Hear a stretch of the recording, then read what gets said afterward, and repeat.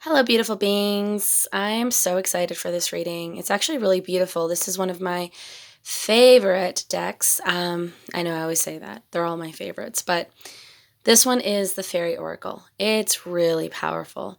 It's a beautiful oracle where you get to work with the mysteries of the fairy realm. And the fairies, a lot of people are afraid of because they can be quite trickster. They've got a little bit of, well, not a little bit, quite a bit of mischievousness. They have their own sense of morality.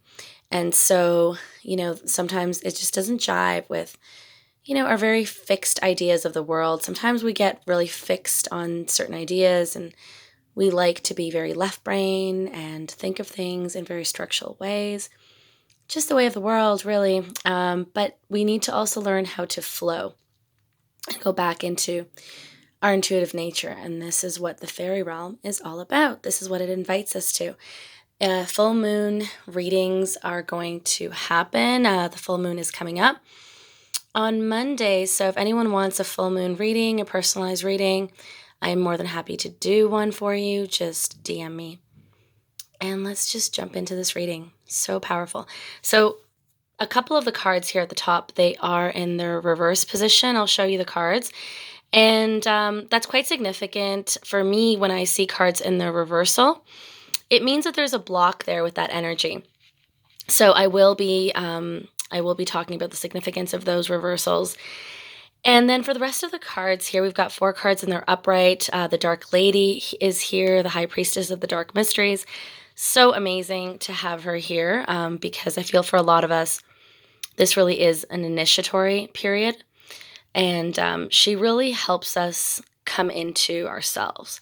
Those parts of ourselves that we're afraid to look at or get close to. She really invites us to go in there without, any prejudice, any judgment. She's really powerful. So I'm really glad she showed up because this is the first time in a reading that she comes up for me. So really excited about that. Okay, so the first card that jumped out actually when I shuffled the deck was this Unity card. And you can see that it's in its reversal.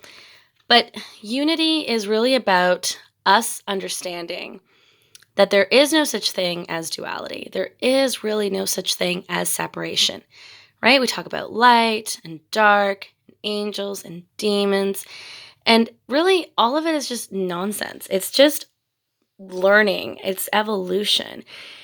Certain things are going to look a certain way from a certain vantage point.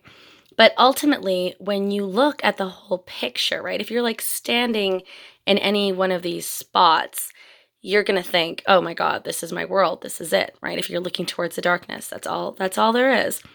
But if you look further, right, like a bird flying high in the sky, soaring above, and looking down, you actually see that even the chaos, even, the crazy shit that happens, it's all part of a divine order, all part of a divine plan. So here it also looks like a uterus, and then you've got the horns, so the sacred uterus of creation, really, and this opening and this eruption of pure light. But then it's like a child in the womb, and when birth gestates, there's so much darkness, there's so much unknowingness, and then in the core of it is this light, this beautiful light emerging. So I think it's showing up in the reverse is because we still have a lot of that old programming to get rid of. With me, thankfully I didn't grow up in an overly religious home. I was encouraged actually to practice my spirituality. And, despite that, there's still family members that think reading tarot is, not good. God's going to be upset. And then there's people that also have these ideas. And, I used to read Ouija boards when I was a little girl, actually, and commune with spirits. And I didn't even know what I was doing. It's so natural for me. And that's really because, all of that ancestral knowledge was already in my DNA. I was remembering. And I feel like for a lot of you, that might have been the case as well. But then through programming and societal norms and whatnot, this fear comes, this fear mongering, like, oh, I heard of someone who had a bad experience with it. And, broken telephone is like that, right? So unless you're speaking directly to the person that had the experience, you never really know what happened. So I feel like there's a lot of fear there. And the reason it came up in its reversal is because we really need to integrate the illusion of that duality. And then here, this one also showed up in the reversal. This is the loam. And the loam is she's a mythical creature who is so compassionate, and she's so, so giving. And she doesn't think about scarcity. I feel like in our society, we really obsess over, again, the illusion, right? The illusion of there being scarcity. And so when someone asks us for help, we always think, well, is there enough for me? Like, am I going to have enough? And if you give from a place of scarcity, then of course that's all you're going to continue to attract. So abundance shows up in many, many ways. And understanding that it all comes back, because when you give to someone, you're really giving to yourself. Again, this illusion of duality, there is no separation, right? So seeing one person's benefit as the benefit of the all. Okay, so let's put these back in the upright, because I feel like we're all going to make the changes necessary to live in alignment with all of these truths. Okay, the next card is the Guardian of the Gate. Initiation, spiritual initiation for a lot of us. I'm definitely going through another initiation, another upgrade myself, and I'm really nervous and excited for it. And the lady of this high priestess here, the dark lady, she is really inviting me to, come into my power and to not have that fear, and to just get rid of all that programming. Dreams have just become so much more vivid, so much more real. And it's just, it's amazing. Words can't explain the initiatory process that I'm going through right now. And I feel like for a lot of us, this reemergence of the soul is coming through for us. Mystical powers, latent gifts, it's all coming through. And the Guardian of the Gate is there to pass us through the gates of initiation, and also as a guardian of, if it's not your time for initiation, like if a spiritual teacher appears and you're not ready, there will be some kind of delay, right? So it doesn't mean that person isn't the right teacher for you. It just means that maybe divine timing is not now, right? So trusting in divine timing. Okay, and then we've got the dark lady here. And I'm so, so in love with her, and so happy she showed up. This is the high priestess. She is the keeper of the occult. She is the keeper of those secrets that we will get when we ask for her help, and when we come to her from a place of no bullshit, really, right? From a place of no judgment. If you come to her and you have any reservations about her, her purity, or any reservations about, her agenda, if you think she has an agenda, anything like that, if you think, oh, she might be a dark witch, anything like that is going to stop you from her meeting you, and she might show up, and she might show up in a few places, in a few instances, to just nudge you. But when you come to her with full humility and surrender. This is the dark lady. This is also the dark moon. That when we talk about the dark moon, we really talk about a time when the moon is in its crescent phase, and it's a time for releasing what no longer serves, to invite what we want into our lives, what we want to align with. We really need to get rid of what no longer serves. So the dark lady is really asking us to let go of all the fear programming, let go of all the illusion of duality. This full moon is going to be so intense, and this is why I'm sharing this reading with you today.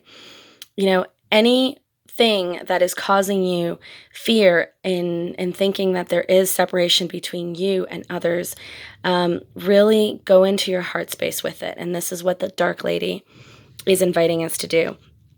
And then these last two characters are so fun. So this is that gnome, right?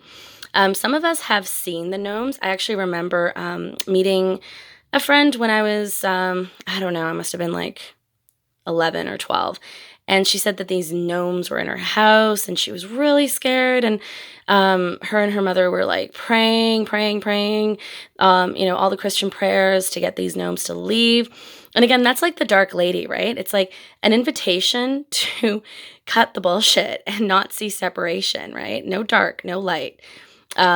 Just to maybe in a humbling way ask them, hey, hi, like, what are you doing? What lessons have you got for me? Like, it's amazing that I'm able to see you and interact with you. They can actually look quite scary. This one just kind of looks funny and distorted. But yeah, they can definitely sometimes appear really, really scary. Like all the ones we have here, the cards we have here are quite beautiful, but there are some fairies in here in this deck that can look quite terrifying. Like just looking at, the back cover of it. There are some in there that are quite terrifying. But we didn't get those today. And even those, they've got their lessons, right? They've got their lessons for us. We approach it from a place of humility. We will get to the Holy Grail. We will get to the essence of why we're here, who we are, and understanding that it's all love. We're all wrapped always in the embrace of the mother and unconditional love. And then here we've got the friends. And this is a beautiful one. It's so cute. You've got like these little fairies just flying together. And, that's what it is. It's about unity, togetherness, knowing that we don't have to do this alone. We are in community with friends, with people that also have those questions. Like, why are we here? What is the meaning of all this? And you find that you come more into truth and alignment when you don't go into the whole fear-mongering and separation and duality. When you don't pass judgment on something that you don't understand. All of those are really important lessons that we're going to be really integrating with this full moon energy. So that being said, I hope that you enjoyed this reading. I was actually going to pull some other cards, but I feel like this reading is totally complete, relevant, and I'm just so happy that the Dark Lady appeared there. The High Priestess in a reading is really auspicious. So if anyone wants a full moon personal reading and to help you activate through those gateways so that you can come into full alignment and full understanding, I would be more than happy to do that for you. Yes, and with that being said, sweet dreams, happy dreams, forge alliances, be kind to everyone. Namaste.